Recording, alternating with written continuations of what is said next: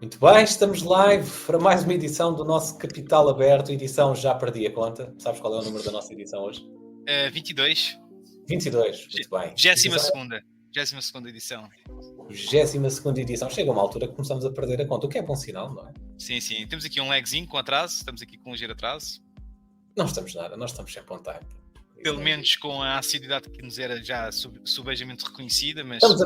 Tivemos a preparar a segunda leva, a segunda mão das edições do nosso podcast. Vamos para a Season 2. Este semi-interregno que aconteceu foi, de facto, a preparar a nova Season do Capital Aberto, que vai entrar aí agora. Sim, senhora, exatamente. Sim, muitas novidades. Estamos ansiosos agora para que partilhes connosco a tua última semana. O que é que tens para nos contar da tua última newsletter? O que é que temos assim de temas quentes a falar? Sim, olha, se calhar vamos começar por aí, logo diretos para aquilo que aconteceu nos mercados financeiros na última semana, talvez. Para quem nos vê através do YouTube, vou partilhar aqui muito sucintamente alguns gráficos que ilustram o que é que aconteceu na última semana, começando na imagem que ilustra a nossa newsletter semanal, que é um barco a ir ao fundo, e o barco de inflação, que afinal não é tão transitório como se pensava. Pensava-se no ano passado que a inflação era transitória, que este ano iria de facto ser o ano ia marcar de facto o alívio final da inflação, e isso não está a acontecer. Está bastante mais resiliente nos níveis atuais, obviamente está longe dos 7, 8% e 9% que chegou a estar nos Estados Unidos alguns do ano passado, mas está de facto a níveis que se esperava que estivessem mais abaixo nesta altura, e isso tem tido um efeito negativo nos mercados financeiros. Isto é o heatmap semanal que estou a mostrar, para quem nos está a ouvir, estou a mostrar o heatmap semanal do S&P 500, da referência, o barómetro dos mercados acionistas, onde de facto a maior parte dos setores esteve no vermelho na última semana, com o mercado de facto em queda. E isso de facto afeta o sentimento do investidor, medido pela CNN. O gráfico que estou a mostrar neste momento indica o grau de confiança dos investidores, que está neste momento num nível neutral, mas abaixo dos 50%, está nos 46%.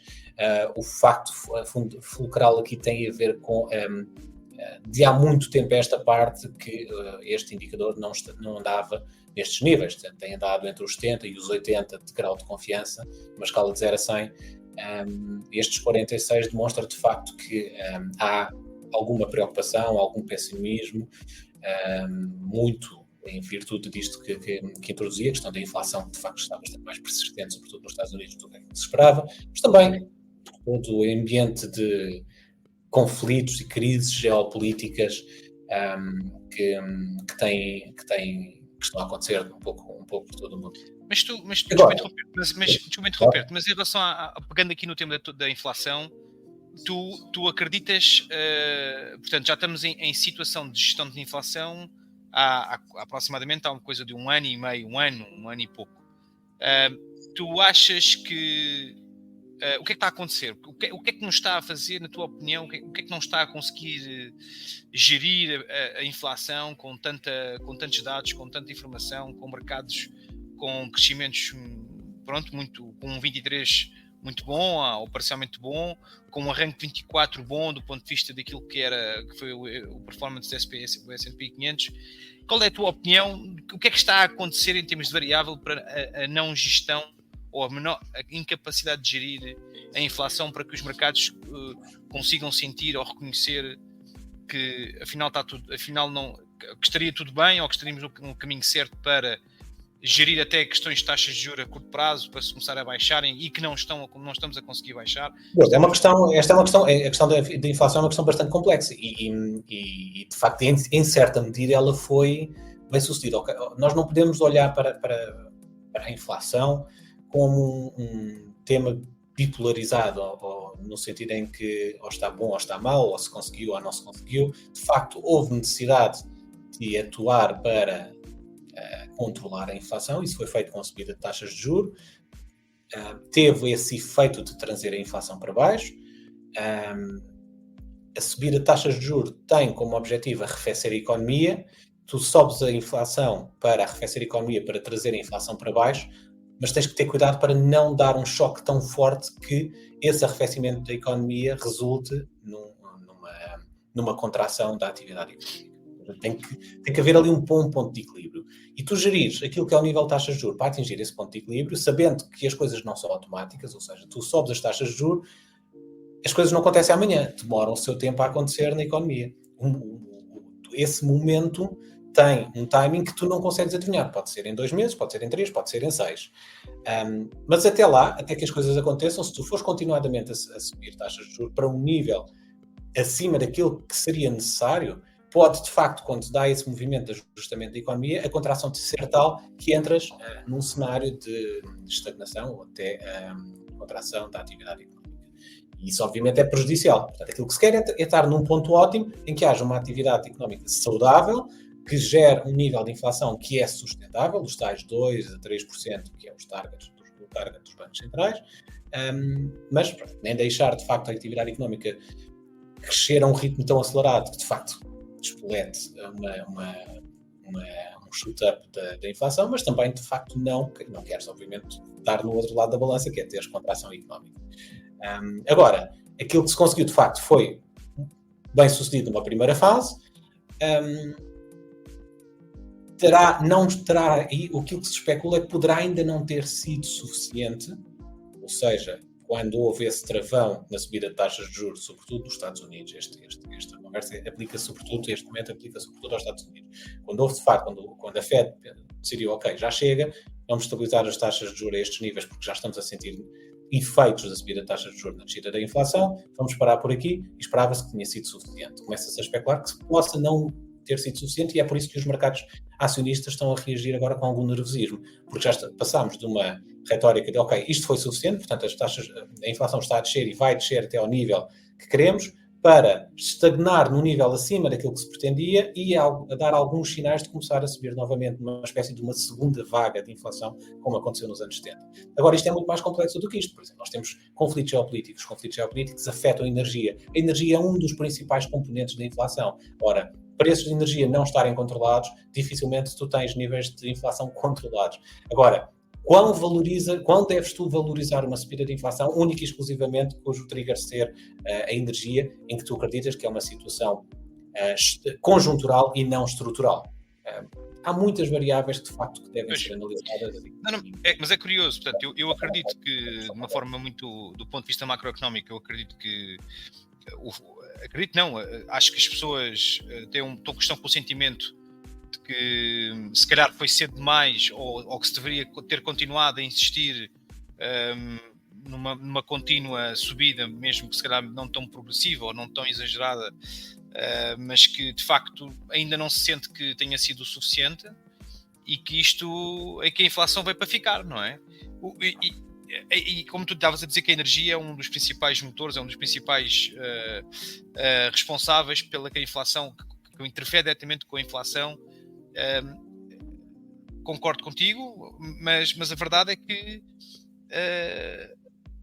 eu não estou, por outro lado, eu também não estou a sentir, particularmente em Portugal, que a nossa qualidade de vida, por aquilo que acontece, agora, e partindo para aquilo que é o outro cenário da condição do dia-a-dia em Portugal, eu sei que um dos principais indicadores de quando é que as coisas começam a ficar mais ou menos descontroladas é o aumento do crédito ao consumo. Portanto, quando começa a existir um aumento do crédito ao consumo, significa, de uma forma muito... São indicadores, ao que aos teus olhos, se calhar são pouco profissionais.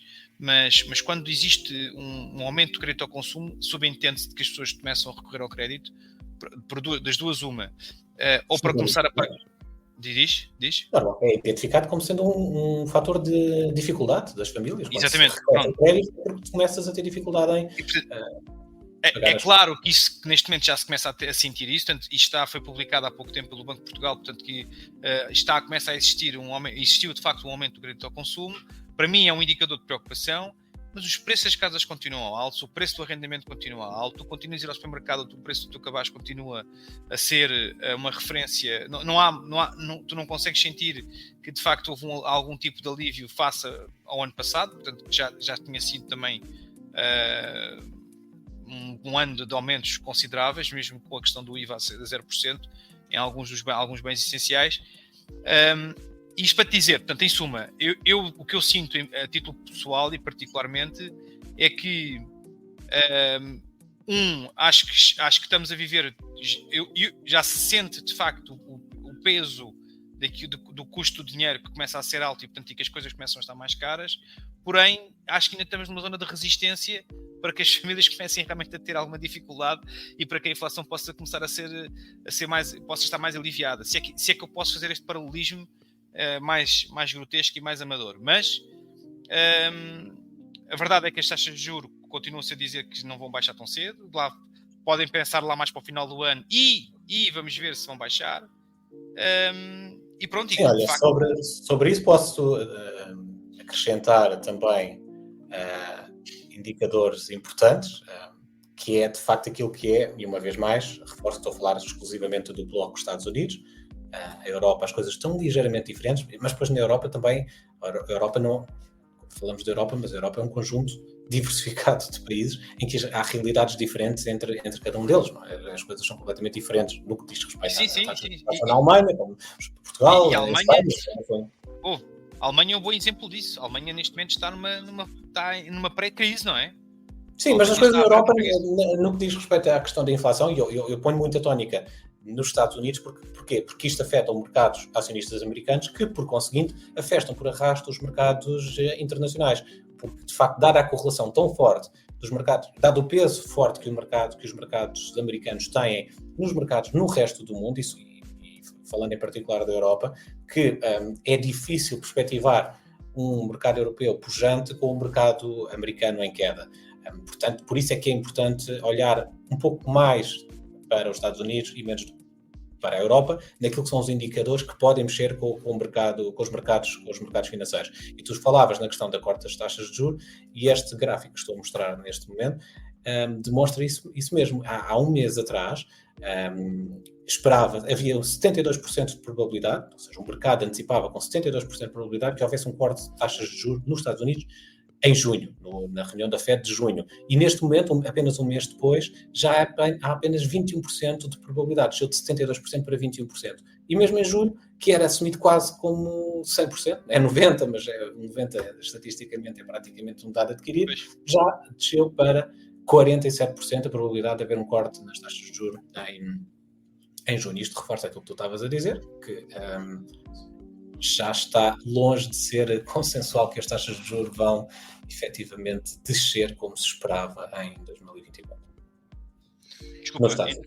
Sim, senhor. Obrigado, Paulo. Antecetei aí o teu raciocínio. Desculpa. Continua-nos a explicar então aí o teu alinhamento da tua new... Não há... basicamente não há muito mais a acrescentar. Os mercados estão em queda pelas razões que já falei. Queria bem dar aqui algumas estatísticas interessantes. Esta era uma delas, a questão da alteração da percepção dos investidores face àquilo que iria ser o corte de taxas de juros, que caiu substancialmente. Mas há, de facto, isto nem tudo é negativo, acho que é importante dar boas notícias. E as boas notícias é que, apesar de tudo, o ano está a ser bom nos mercados acionistas. O S&P 500 e a imagem que estou a mostrar neste momento para quem nos ouve é a evolução do S&P 500 este ano, portanto em 2024, comparativamente com aquilo que é o comportamento histórico, a média histórica do S&P 500 em anos de eleições presidenciais, porque esse é um fator importante este ano nos Estados Unidos. Há eleições presidenciais nos Estados Unidos em novembro, é algo que afeta significativamente o mercado, costuma ser anos muito mais voláteis, são anos normalmente de retorno inferior, aliás, quem nos está a ver neste momento um gráfico, três linhas diferentes, a linha verde, que é o S&P 500 year to date, que está com um ganho sensivelmente de 10%, a linha azul é o comportamento histórico do S&P 500 em anos onde não há eleições presidenciais, onde o comportamento até abril médio é muito inferior, o retorno é muito inferior, andará ali nos 4%, E se olharmos para a linha azul escura, que é o comportamento do S&P 500 em anos de eleições presidenciais, por esta altura do ano, normalmente até estamos com um retorno negativo no S&P 500. Portanto, o ano, normalmente, o primeiro trimestre costuma ser até um trimestre negativo. Portanto, apesar de tudo isto, estamos a falar de crises geopolíticas, estamos a falar de inflação, estamos a falar de muitas coisas, mas de facto 10% year to date de retorno se acabasse aqui o ano, ou seja, mesmo que o S&P 500 não fizesse mais nada até o final do ano, não acho que tenha sido propriamente um mau ano nos mercados acionistas ter uma valorização de 10%. Muito bem. Portanto, é uma má altura agora para investir no S&P 500, é isso? Depende do ponto de vista. Eu não diria que é uma má altura e vou-te explicar porquê. E ainda bem que perguntas, parece que foi de propósito, não sendo, mas parece que foi. Porque uma nova estatística, é sempre bom trazer dados factuais para as nossas conversas e porque ajuda também quem nos está a ouvir a ter uma ideia interessante de como é que os mercados funcionam. Esta estatística que eu acho, não me recordo agora por quem foi, creio que foi pela JP Morgan, foi publicada pela JP Morgan, não, foi pela Bespoke, uma casa de investimento que é a Bespoke, que fez uma comparação muito curiosa entre aquilo que é o retorno, uma vez mais, no S&P 500, o retorno histórico do S&P 500, para alguém que tenha investido em 1953, portanto, long time ago, e que apenas manteve o investimento durante anos de presidência republicana ou, ao contrário, durante anos de presidência democrática, para tentar do Democrat Party, para tentar identificar se há aqui alguma tendência entre como é que o mercado se comporta melhor, se quando estão de facto os republicanos ou quando estão os democratas na presidência dos Estados Unidos. E, embora haja diferenças no retorno, de facto, o mais importante aqui é o gráfico da direita. O gráfico do lado esquerdo compara o retorno de presidências republicanas com presidências democratas. O gráfico do lado direito acrescenta o quê? Acrescenta tu teres estado a investir durante todo o período, independentemente de quem está no poder nos Estados Unidos, democratas ou republicanos. E aí é que a diferença é absolutamente abissal.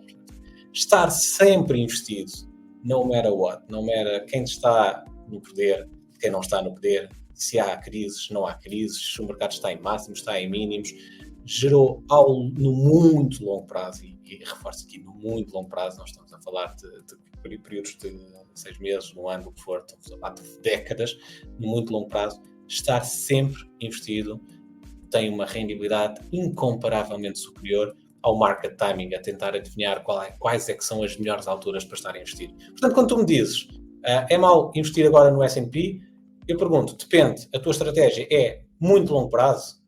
Se é muito longo prazo, não, é sempre boa altura para investir no S&P 500. Claro. É mau investir agora no S&P 500 para daqui a um mês ou dois ter retorno positivo? Aí, se calhar é. Muito bem. Muito bem, fica feito o resumo, o recap dos mercados financeiros desta semana, para a semana a mais. Mas não é só de mercados financeiros que nós falamos. Não, vamos falar aqui da nossa... Mas ainda passando para o mercado... Não, okay. ainda antes de irmos para o mercado internacional, para o mercado nacional, acho que para o mercado, isto é, para as realidades, para a realidade nacional, vamos para os temas internacionais. Muito interessante ainda o que vai acontecer do ponto de vista de estratégia em relação aos Estados Unidos no que diz respeito às presidenciais. Sabendo a priori que temos um Trump que está neste momento em pleno julgamento, confianças subejamente assustadoras do ponto de vista financeiro. Penso que ele tinha conseguido reduzir ligeiramente ajuda-me, acho que eram 400 ou 500 milhões para 200, estou a dizer bem? O FII que ele tem a pagar? Sim, que ele tinha a pagar, acho que ele agora só tem que pagar 200 milhões, acho eu. O número de ultrapassa a minha capacidade de compreensão, portanto, para mim é igual. Ter que pagar 200 milhões ou ter que pagar 500 milhões. Sim, para ele é quase igual, e para mim também, porque não faz diferença nenhuma. A compreensão inteligível do número. Mas a questão é que, de facto, toda a gente o que está a dizer é que realmente ninguém tem à ordem esse dinheiro e, portanto, que ele dificilmente conseguiria pagar isso e, portanto, que teria que cumprir pena, portanto, e teria que eventualmente, e depois eu não sei qual é que é a consequência disso, não conheço essas minudências do ponto de vista das obrigações e daquilo que possa ser os critérios para o sistema controlar. legal nos Estados Unidos é tão complexo que tínhamos que trazer um expert no tema para aqui, para o nosso episódio. Mas continua a ganhar notoriedade. Eu não sei até se eventualmente a questão de... eu não sei se tu te recordas ou sabes porque é que ele está a tribunal. Portanto, basicamente ele... o Trump, inteligentemente, o que está neste momento na praça pública a ser discutido é as variedíssimas avaliações que ele possa ter feito do seu património dadomente para contrair empréstimos, em que de um lado ele sobrevalorizou o seu património a fim de obter crédito, quando depois fiscalmente dizia que era tipo um quinto daquilo que ele tinha para pagar. Não desconhecia, a ideia que tinha até é que isto ainda estava relacionado com os processos no seguimento dos tumultos na Casa Branca. E ainda tem esse em curso, não é? Mas pronto, mas temos aqui uma questão de uma fraude fiscal grande e pronto, e que toda a gente fica preocupada o quão terá sido lesado o Estado americano do ponto de vista por este esquema, porque acaba de ser uma burla ao fisco, não é? Acaba por ser... pronto, e é muito interessante, mas o que é ainda mais interessante é como é que isto deveria manchar uma reputação de qualquer pessoa ainda para mais político, e o homem continua a surfar uma onda de notoriedade estranhamente na América. Eu continuo a achar que, sem dúvida, eu acho que isto é uma tendência global, não é só no Ocidente, e acho que não é só nas Américas. Eu acho que é a nível mundial, sendo que acho que o Médio Oriente e até mesmo depois a China e afins são outras realidades, mas eu acho que cada vez mais, acho que as culturas e os países começam a ter cada vez mais situações de fratura do ponto de vista da opinião pública, em que cada vez mais estás a criar um fosso da opinião pública, porque e nós somos um bom exemplo disso, não é? Tu neste momento tens um país dividido, em que temos uma esquerda e uma direita quase empatada, com empate técnico, e que isso torna muito difícil a governação do que é que seja, de um país inclusivamente. Isso significa que tu tens uma opinião muito muito extremada à esquerda e muito extremada à direita, em que a governabilidade se torna difícil, porque vai estar sempre em situações de pouca capacidade de decisão, ou terás sempre que encontrar um concílio entre as partes, que tipicamente nestas situações não há concílio nenhum, não é? E eu acho que isso está a acontecer na América, não é? Entre Biden e Trump, sendo que eu acho que também não são... Eu percebo pouco da política americana, mas os Estados Unidos sempre foi muito bipolarizado, mais até do que... Mas eu penso que nunca se viveu tanto essa divisão, penso eu, ou pelo menos recentemente, nos últimos 20 anos, nunca se terá sentido tanto aquilo que era uma divisão de uma opinião de partidos entre democratas e republicanos, como aconteceu com um impacto quase técnico, tanto que, se bem me recordo, e relembra-me se estou enganado, que eu acho que até em alguns estados o Trump chegou a ter mais votos ao lado dele, mas que, do ponto de vista, depois, pela questão da forma como os estados e a contabilização dos estados é feita, apesar de ele ter mais votos, isso não representa que ele tivesse a maioria do ponto de vista da votação para efeito de eleições. Não sei se recordas disto também. Sim, recordo-me. Isso acontece, tem a ver com o peso que cada estado Exatamente.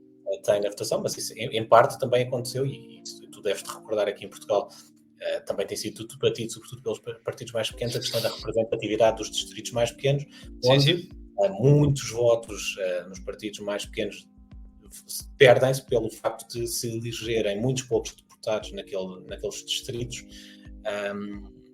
e ao se eleger poucos deputados, apenas os 2 ou 3 partidos mais votados é que elegem, depois todos os outros votos, e se tu juntares os muitos votos de um partido num distrito, nos vários distritos que têm pouca representatividade, isso no conjunto nacional dá um número que ainda é relevante e que não atribui qualquer deputado. Daí a questão da discussão dos círculos de compensação, que é precisamente isso, é agarrarem todos os votos que não contaram para nada e ver, ok, este partido teve estes votos que não deu para eleger nada nestes vários conselhos, mas no total nacional é um número relevante, deve ser atribuídos X mandatos em função destes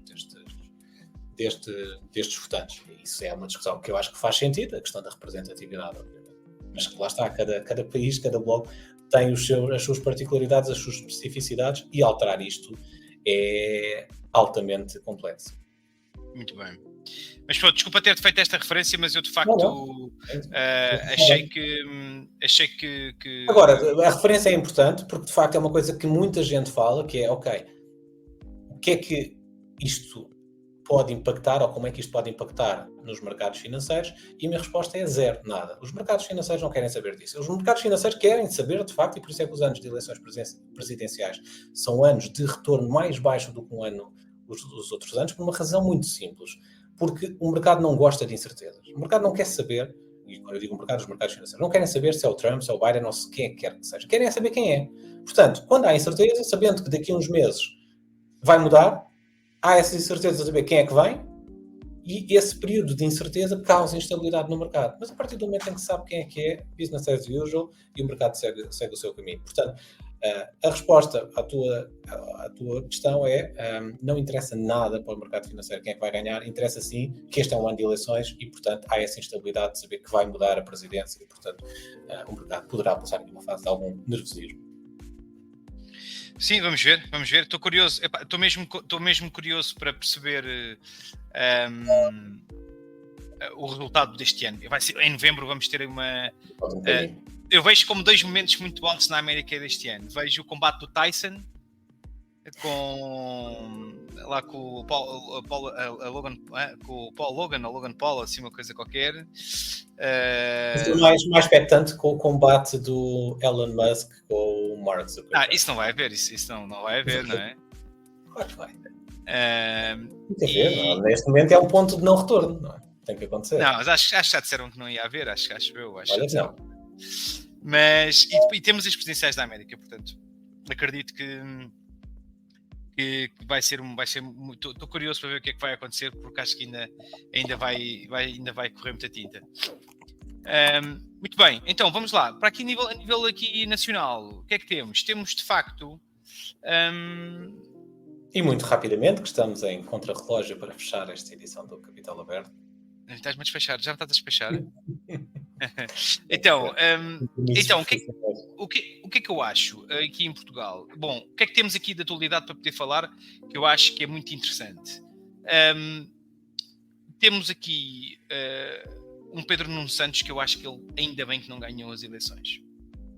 Eu acho que ele está a fazer um papel muito bem feito de oposição, e acho que nós, em parte, estamos-lhe a dar todo o trabalhinho de casa para ele poder fazer o seu trabalhinho. Não, nós portugueses. Nós, governo. Nós portugueses que governo.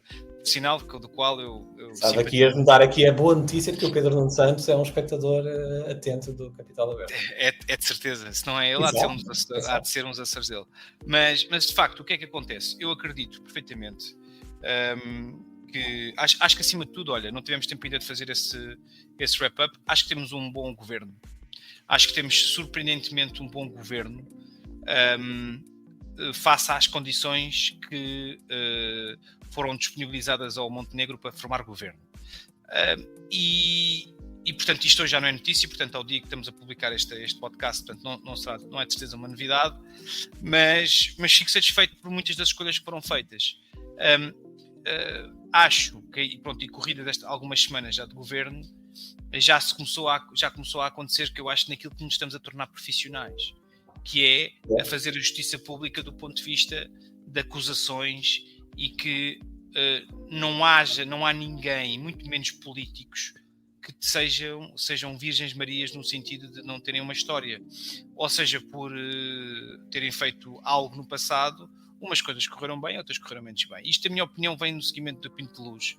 Acho, de facto, o que vão fazer ao senhor, e que já começaram a fazer ao Pinto de Luz, e também à assessora do Moraes Charmente, portanto, que já não vai, portanto, que já não vai fazer, não vai para o governo. Acho que o escrutínio é de tal ordem mas se calhar em relação à assessora, e bem, mas é de tal ordem que eu acho que isto vai cada vez assustar mais a trazer bom às pessoas, porque ninguém está para isto, não é? Claro. Ninguém está para ser escrutinado desta forma tão agressiva e tão... Mas, Diogo, eu percebo isso e concordo contigo. Deixa-me fazer aqui um bocadinho de advogado do diabo. Será assim tão difícil encontrar pessoas que não tenham problemas com a justiça em Portugal?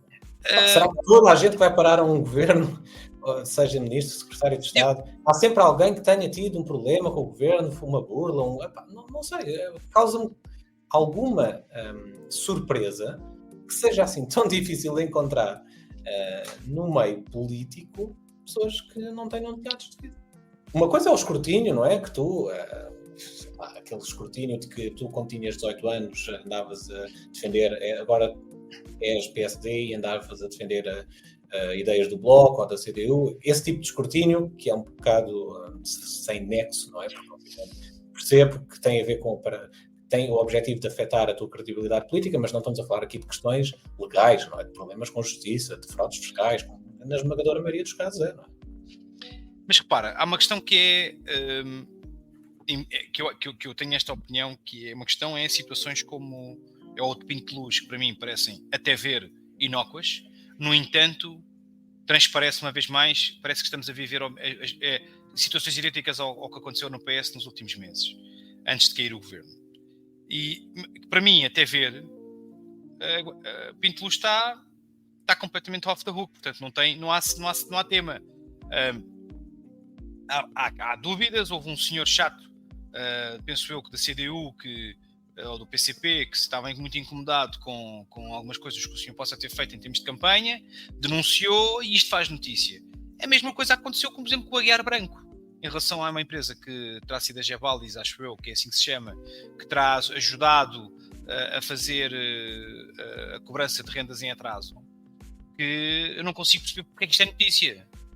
Não consigo perceber porque é que isto é notícia. Não consigo perceber qual é o tema, não é? Aguiar Branco era dono de uma empresa ou tinha parte de sociedade de uma empresa que ajudou a Câmara Municipal de Lisboa a fazer a cobrança de rendas em atraso. O que é que vai acontecer? O comum mortal pensa. Aliás, a maioria do mortal vai achar isto é uma sacanice. O não comum mortal, que é a minoria, pergunta qual é o problema. Não é? E essa é que é a grande questão aqui, que eu acho que traga à mesa, que é, isto não há tema. Primeiro, houve concorrentes, ganhou o melhor preço, ganhou. Pronto, acabou, não há tema. Cumpriu com a função, conseguiu executar para aquilo que foi contratado. Então está tudo bem. Agora, a manchete não sei se tu reparaste, porque eu achei curioso isso, a manchete não era a dizer que foi um concurso ilegal, que foi... Não. A manchete foi... Uma constatação de um fato. E criou-se a partir dali um caso. Para qualquer leitor do Correio da Manhã que gosta de um bocadinho de sangue, aquilo está, a partir daí temos o tema aberto, não é? Mas é assim que a imprensa funciona, não é? Certo, legitimamente. Cada vez menos, ou cada vez mais, a imprensa tradicional vai perdendo, de facto, credibilidade, perdendo leitores, e eu falo por mim que cada vez mais tenho menos interesse em acompanhar a imprensa escrita, mesmo dando o exemplo da grande referência do jornalismo em Portugal, o Expresso, que eu sou assinante, mas cada vez tenho menos paciência para ler, precisamente porque cada vez mais segue uma linha editorial que é muito à custa disso, não é? Que vai muito atrás destas... E, por exemplo, a última semana foi um exemplo paradigmático disso, não é? Fizeram um filme gigante, não sei se acompanhaste... Não vi? Do quê? O Expresso, incluindo um editorial, recebi por e-mail como assinante um editorial do diretor do Expresso a pedir desculpa aos leitores por ter mentido, por ter publicado notícias falsas, sem ter feito o due diligence adequado para perceber que era mentira, e estava-se a referir aos 1.500 milhões que o PSD anunciou de cortes de pescais. Mas isso... Mas fizeram um filme com esta história, Pá, inacreditável. Tipo, quando eu recebo no e-mail um editorial do próprio diretor do Expresso a pedir-me desculpa enquanto leitor por me ter mentido, pá, eu estou à espera de algo absolutamente estratosférico, não é? Algo realmente impactante, não é? E não simplesmente, pá, ok, publicámos uma notícia que o governo anunciou X e afinal não é X, é Y. Quer dizer, quantas e quantas vezes ao longo das últimas décadas, então com o governo do António Costa, não é? Devia ser semana sim, semana não. Ouvi, já não lembro onde é que foi, houve um podcast que li. Pode atender. Não há de ser urgente. Houve um podcast que eu vi que me referia precisamente isso mesmo, que era... Não, podes atender que eu continuo.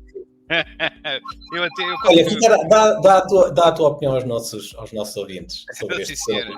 Sim, senhora. Momento insólito aqui em pleno Capital Aberto. Ficámos sem o nosso participante Paulo Soares, que eu acho que ele há de retornar. Mas pronto, então para concluir, o que é que eu posso dizer é que de facto temos aqui um Jornal Expresso com uma situação de Ricardo Costa, que está ainda, acho que ele nunca se tinha emancipado tanto do ponto de vista daquilo que era o seu canal de comunicação Expresso para se manifestar politicamente. Bem-vindo. Volta. Conseguiste explicar aos nossos ouvintes? Estava a dizer em relação ao Ricardo Costa. Sim, estava a dizer que o Ricardo Costa nunca se tinha visto Ricardo Costa emancipar-se tanto do ponto de vista político, usando o veículo do Expresso. Mas pronto, acho que infelizmente é o que temos, e o Expresso, que acho que sempre se pautou por ser aliás, não sendo Pinto Balsemão o seu fundador, acho que se pautou sempre por ser um jornal isento barra de direita, mas pronto, mas é o que é. Vai sempre cada vez menos. Irritações da semana, vamos acabar então. Já falei da minha, estou irritado com o Expresso. Estás irritado com o Expresso. Olha, então, irrita-me a irritação da semana. Não será uma irritação, é basicamente Desculpa-te, não te quero atropelar, mas deixa-me só voltar atrás à minha irritação, só para complementar o porquê é que eu estou irritado. Na verdade, a questão dos 1.500 milhões, e muito sucintamente, para também não alongar muito,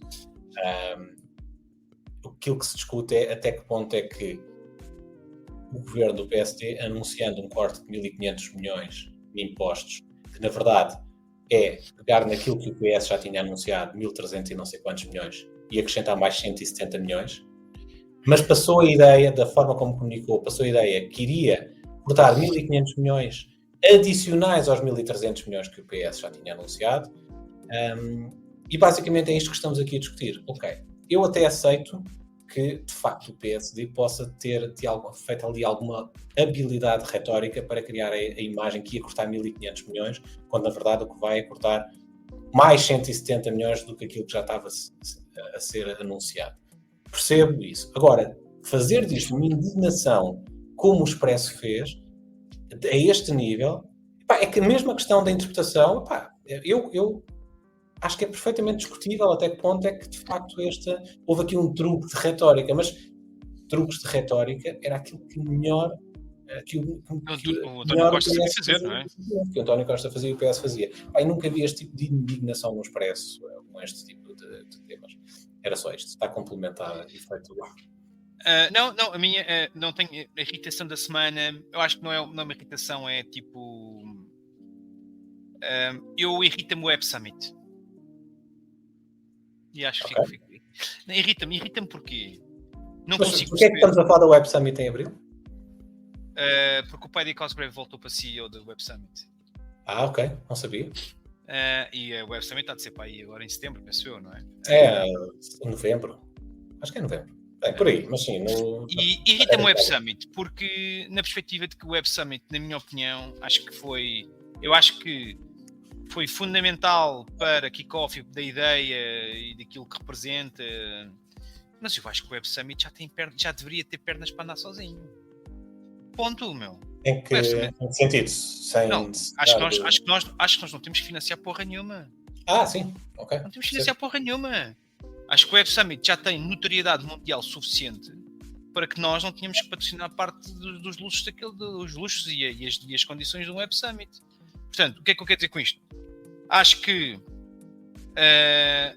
o Web Summit é uma organização neste momento que já devia ser madura o suficiente para fazer o seu caminho e para fazer as suas